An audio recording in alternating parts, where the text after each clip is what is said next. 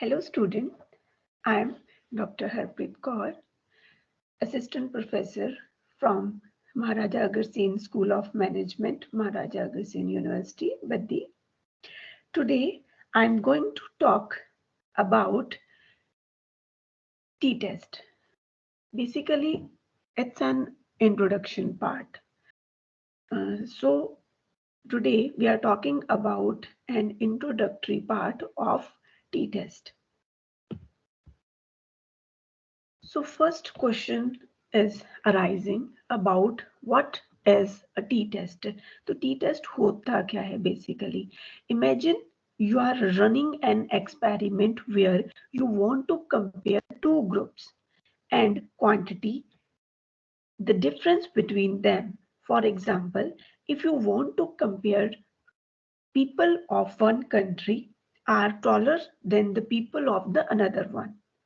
Compare if the brain of person is more activated while watching happy movies than sad movies. This comparison can be analyzed by conducting different statistical analysis such as t-test. Mathematically, it is established the problem by assuming that the mean of two distributions are equal. If the t-test rejects the null hypothesis, it indicates that groups are highly probable different. अगर हम null hypothesis, basically null hypothesis क्या होता है? There is a no significance difference between two groups. But अगर null hypothesis को हम reject करते हैं, इसका मतलब क्या है? That means there is a significance difference. मतलब उन दोनों में कुछ ना कुछ difference है.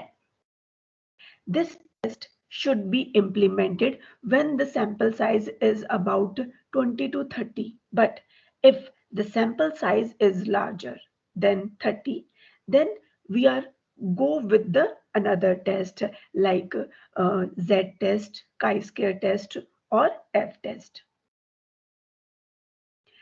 The statistical test can be two-tailed or one-tailed. अब जो हमारे स्टैटिकल टेस्ट है टी टेस्ट जिसकी हम बात कर रहे हैं ये वन टेल भी हो सकता है टू टेल टेस्ट भी हो सकता है. अब इसका मतलब क्या है कि टू टेल टेस्ट क्या है वन टेल टेस्ट क्या है. वन टेल टेस्ट में क्या होता है कि सिर्फ आपके पास एक ही रिजेक्शन एरिया रहेगा. अब फॉर एग्जांपल अगर हम बात करते हैं कि अगर किसी ब्रिज जो है उसका जो वेट जो लोड करने का उसके जो कैपेसिटी है वो 20 टन है. अब इस केस में क्या होगा कि अगर रिजेक्शन एरिया 1 होगा, अगर 20 टन से ज्यादा लोड है आपके ट्रक में तब आप उसको रन नहीं करवा सकते हो उस पर्टिकुलर पाथ से उस ब्रिज से, फिर प्रॉब्लम हो जाएगी. ठीक है, तो इस केस में आपके पास एक रिजेक्शन एरिया है अगर लोड मोर देन 20 टन हुआ. ठीक है, तो this is called one tail because there is only one rejection area. But अगर उससे कम है तो कोई दिक्कत नहीं होगी, आप लेके जा सकते हो. 19 है, 80 है, 20 है, 20 भी हो सकता है, 20 से कम है 20 और लेस देन 20 चलेगा. बट अगर 20 से ज्यादा है मतलब एक ही रिजेक्शन एरिया है.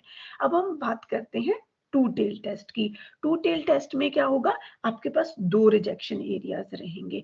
दो रिजेक्शन एरियाज का मतलब क्या है, सपोज करो आप एक क्वालिटी मैनेजर हो. ठीक है, अगर तो आप क्वालिटी के साथ सफर करोगे, ठीक है, आप क्वालिटी को कम कर दोगे किसी ना किसी अपनी कॉस्ट को सेव करने के लिए, तब क्या होगा आपका जो कस्टमर है कस्टमर बेस है वो कहीं ना कहीं स्विच करेगा. मतलब आपकी जो प्रोडक्ट की डिमांड है वो कम हो जाएगी क्योंकि आपने क्वालिटी के साथ सफर किया है. दूसरी साइड क्या है कि अगर आप क्वालिटी को ज्यादा करते हो, अच्छी क्वालिटी का प्रोडक्ट प्रोवाइड करते हो, उस केस में डिमांड तो इंक्रीज हो जाएगी बट आपकी कॉस्ट बहुत ज्यादा हो जाएगी. अब यहाँ पे क्या है, आपके पास दो रिजेक्शन एरियाज है कि आपने क्वालिटी को इस लेवल तक मेंटेन करके रखना है. अगर क्वालिटी इससे ज्यादा हुई तब भी दिक्कत है क्योंकि क्वालिटी ज्यादा होने से कॉस्ट इंक्रीज हो जाएगी, और अगर आप इस पर्टिकुलर लेवल से क्वालिटी कम करते हो फिर भी आपको वो एक्सेप्टेबल नहीं होगा, क्योंकि उससे आपका कस्टमर बेस जो है वो स्विच कर जाएगा, चांसेस है स्विच करने के, डिमांड कम होने के। तो यहाँ पे दो रिजेक्शन एरियाज रहेंगे, ना ही उस पर्टिकुलर लेवल से ज्यादा, ना ही उस पर्टिकुलर लेवल से कम। तो इस वजह से इस टाइप के टेस्ट को हम टू टेल टेस्ट बोलते हैं, जहां पे आपके पास दो रिजेक्शन एरियाज रहेंगे। When to use a t test? अब क्वेश्चन अराइज होता है कि हम कब टी टेस्ट यूज कर सकते हैं। A t test can be used only when comparing the means of two groups। जब हमारे पास दो ग्रुप्स के मीन्स होते हैं और हम चाहते हैं कि हमने उनको कंपेयर करना है। If you want to compare more than two groups, but अगर आपके पास दो से ज्यादा ग्रुप है तब आप टी टेस्ट यूज नहीं कर सकते हो, तब आपको एनोवा टेस्ट या फिर पोस्ट हॉक टेस्ट यूज करना पड़ेगा। The t-test is a parametric test of difference, meaning that it makes the same assumption about your data as other parametric test। वही सेम इसकी assumptions रहेंगी, like डेटा आपका independent होना चाहिए, normally distributed होना चाहिए। नॉर्मली डिस्ट्रीब्यूटेड मतलब उसमें कोई भी आउटलायर्स नहीं होने चाहिए। बेल शेप जिसको हम बोलते हैं, उस पर्टिकुलर शेप में आपका सारा डेटा होना चाहिए। Have similar amount of variance. अब जनरली हम बात करते हैं कि जो सीवी है या स्टैंडर्ड डेविएशन है वो कम होना चाहिए, ठीक है, कम होना चाहिए। दूसरी चीज साथ के साथ ये भी है, कम होने के साथ साथ अगर वेरिएंस है तो वेरिएंस तो होगा ऑब्वियसली, है ना। अब अगर वो वेरिएंस है, that variance should be homogeneous. Homogeneous variance का मतलब क्या है कि जो डिफरेंस है वो स्मॉलर भी होना चाहिए और इक्वल भी होना चाहिए। अगर डिफरेंस पोज करो, कोई डेटा आपके पास है, उसमें लिस्ट में आपके पास 2 है, 5 है, 6 है, 9 है, उसके बाद एकदम से 30 पे आप पहुंच जाते हो, इट मींस जो वो वेरिएंस है उस सीरीज में, उसमें होमोजेनिटी की कमी है। वहां पे जो वेरिएंस है वो सिमिलर नहीं है, उसमें कहीं ना कहीं आउटलायर है। और जब भी इस टाइप का आपके पास डेटा आता है तो आपका रिजल्ट उससे इन्फ्लुएंस होएगा। If your data do not match और fit these assumptions, in assumptions के अंडर अगर आपका डेटा नहीं आ रहा है तब आप नॉन पैरामीट्रिक टेस्ट यूज करोगे, उस केस में भी आप टी टेस्ट यूज नहीं कर सकते हो। What type of T test should I use? अब क्वेश्चन ये राइज होता है टी टेस्ट कब यूज करना है, ये हमें पता चल गया है। अब नेक्स्ट क्वेश्चन क्या है कि किस टाइप का, इट मींस ऑब्वियसली इसके कुछ टाइप्स रहे होंगे। अब किस टाइप का टेस्ट हमें किस सिचुएशन में यूज करना चाहिए। First thing, when choosing a T test you will need to consider two things, whether the group being compared come from a single population, same population से वो दोनों ग्रुप आ रहे हैं, या फिर come from the different population, and whether you want to test the difference in a specific direction, या फिर आपके पास एक स्टैंडर्ड वैल्यू है जिसके साथ आप कंपेयर करना चाहते हो। अब ये तीन सिचुएशंस है, इन तीन सिचुएशंस को माइंड में रखते हुए हमें वो टेस्ट अप्लाई करना है। टी टेस्ट का कौन सा टाइप हमें यूज करना है उसके अकॉर्डिंगली। तो फर्स्ट है, हमारे बेसिकली तीन टाइप के हमारे पास टेस्ट होते हैं, 1 सैंपल, 2 सैंपल और पेयर टी टेस्ट। अब सबसे पहले अगर हम बात करें पेयर टी टेस्ट कब यूज किया जाता है, if the group come from single population, एक ही पॉपुलेशन है उसके ऊपर आप जो एक्सपेरिमेंट कर रहे हो वो बिफोर एंड आफ्टर कुछ ट्रीटमेंट है, कुछ एक्सपेरिमेंट है, जैसे कुछ ड्रग्स आपने सेम ग्रुप को दी है, उसका आप इफेक्ट देखना चाह रहे हो कि जब कॉन्फ्लेंस, अगर आप कोई ड्रग्स की बात अगर हम करें कि जब आपने वो ड्रग्स दी थी तब उससे पहले उनका जो बिहेवियर था या उनका जो लेवल था, है ना, वो क्या था, और उस ड्रग को, उस एक्सपेरिमेंट को करने के बाद क्या इम्पैक्ट पड़ा है उस पर्टिकुलर पॉपुलेशन पे। तो अगर आप सेम पॉपुलेशन विद इन, इसको हम विद इन सब्जेक्ट डिजाइन भी बोलते हैं, तो अगर आपका इस टाइप की सिंगल पॉपुलेशन पे आप कोई टेस्ट करना चाह रहे हो, फॉर एग्जांपल अगर आप एक, आपने 10 स्टूडेंट का एक ग्रुप लिया है या आपने 20 स्टूडेंट या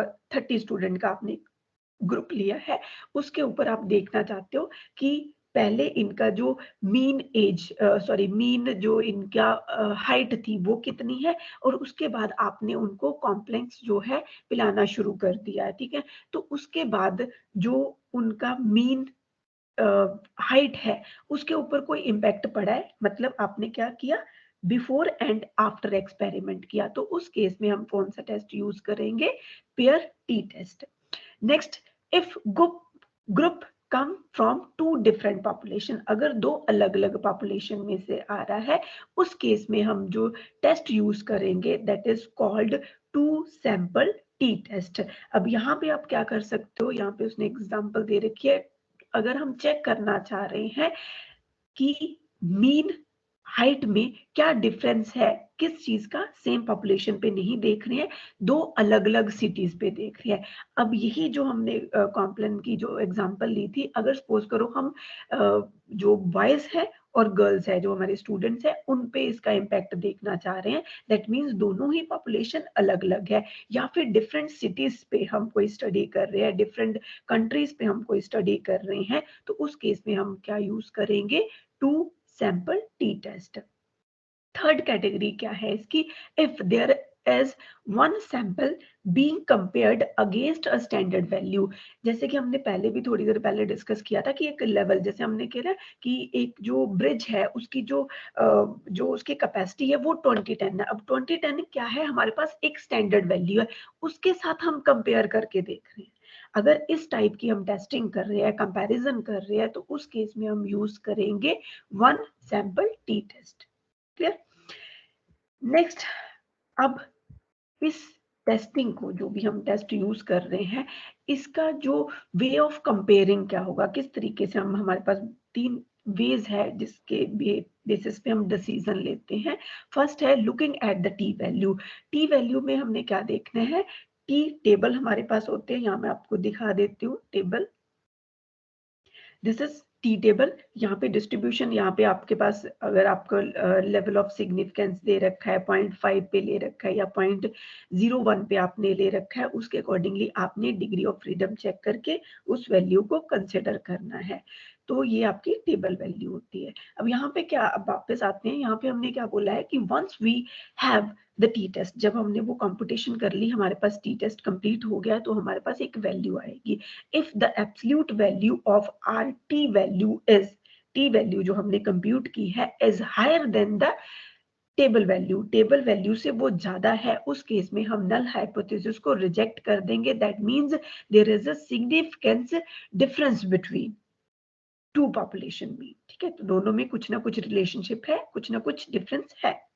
सेकेंड, हमारे पास कंपेयर करने का जो टेक्निक है, मेथड है, वो क्या है कि हम पी वैल्यू को देख सकते हैं। If P value is less than 0.05 then there is a significance difference between both the sample mean और null hypothesis आपका रिजेक्ट हो जाएगा। थर्ड हमारे पास मेथड है looking at CI, CI is confidence interval। इस केस में if the 95% CI does not include 0, then two means are different from each other, so we can also reject our null hypothesis। इस case में भी हम अपना null hypothesis reject कर देंगे। That means there is a significance difference between both the groups जिसको भी हम compare कर रहे हैं। अब अगर हम एग्जाम्पल की तरह, अगर हमने कोई टी टेस्ट यूज करना है, तो हमें कोई एग्जाम्पल अगर हम बात करें, तो एग्जाम्पल क्या होगी, किस तरीके से हम यूज कर सकते हैं, उसका टाइटल क्या होगा, ऑब्जेक्टिव क्या रहेगा और उसका हाइपोथेसिस क्या रहेगा। फॉर एग्जाम्पल आपने कोई एक स्टडी करनी है, आपका स्टडी का टाइटल क्या है, अ study of influence of gender on anxiety of college teacher of Baddi. अब कॉलेज टीचर्स जो है बद्दी के, उनका जेंडर इन्फ्लुएंस ऑन एंजाइटी पे आप देखना चाहते हो, ये आपका स्टडी का टाइटल हो गया। अब टाइटल के अकॉर्डिंगली ही आपका ऑब्जेक्टिव बनेगा। अब ऑब्जेक्टिव क्या होगा, ऑब्जेक्टिव एज वी नो हमेशा ही हम 2 से स्टार्ट करते हैं, to compare mean score of anxiety of male and female teacher. अब हमने क्या करना है, दोनों ही मेल का और फीमेल का मीन स्कोर को कंपेयर करना है। अब इस केस में हमारा हाइपोथेसिस जो क्या है वो क्या बनेगा, there is no significance difference in mean score of anxiety of male and female teacher.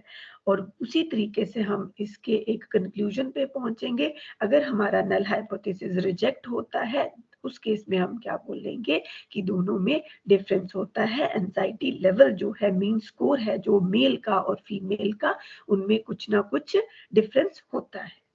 ठीक, तो ये एक छोटा सा हमारा पार्ट था टी टेस्ट के बारे में। इसकी जो इंट्रोडक्टरी जो पार्ट है, टी टेस्ट क्या होता है, इसकी जो कहाँ पे हम यूज करते हैं, कौन कौन से टाइप्स होते हैं, टेस्टिंग कैसे होती है, this is all about an introduction of to the T test. Thank you.